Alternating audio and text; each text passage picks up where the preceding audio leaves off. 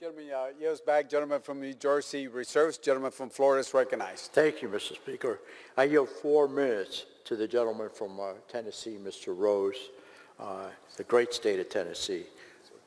The gentleman from Tennessee is recognized for 4 minutes. Mr. Speaker, I thank the gentleman for allowing me time to speak on this bill today. And Mr. Speaker, I ask unanimous consent to submit a letter for the record from the Tennessee Farm Bureau and Kentucky Farm Bureau Federations opposing H.R. 5441.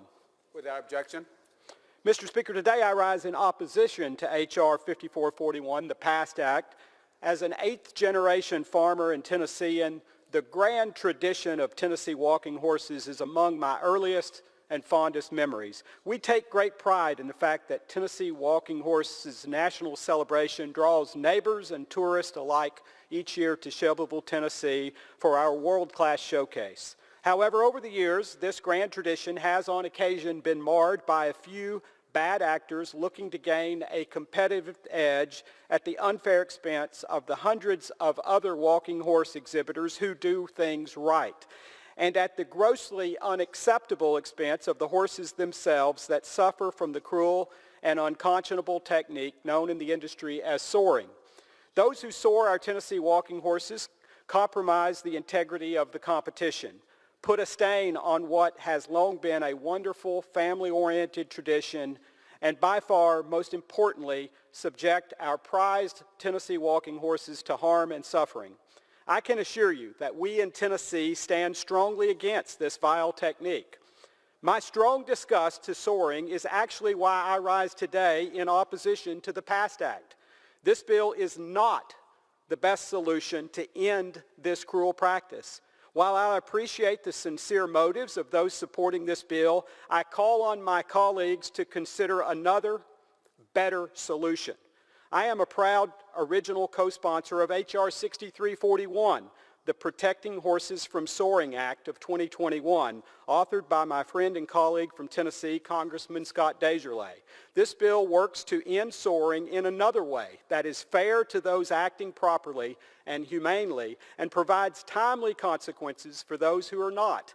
Inspections must be objective, but the PAST Act does not correct the subjective process currently used. My colleague's bill, H.R. 6341, creates a framework for consistent, scientific, and objective inspections. The bill also prevents conflicts of interest and suspends horses from shows if they are found to be sore. Industry-wide, the current compliance rate is between 96 and 99%, which is an increase from the 92 to 95% compliance rate the industry had when we debated this bill last Congress. This is a 4% increase in less than 3 years. These compliance rates are based on USDA standards. Overall, the walking horse industry has a USDA compliance rate higher than even the food industry achieves. With that record, the rate of catching bad actors at this point is, of course, extremely low. Those low rates mean we must be vigilant if we are going to find and stop the remaining bad actors. Vigilance will require a new system. The PAST Act does not create a scientific, objective process for inspections, and until we have that, the remaining bad actors will continue to go under the radar while those acting with integrity could be treated unfairly. The PAST Act is the wrong approach and will actually be counterproductive.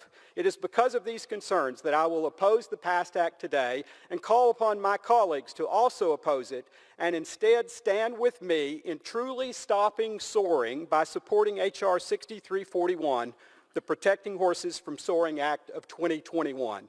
I yield back the balance of my time.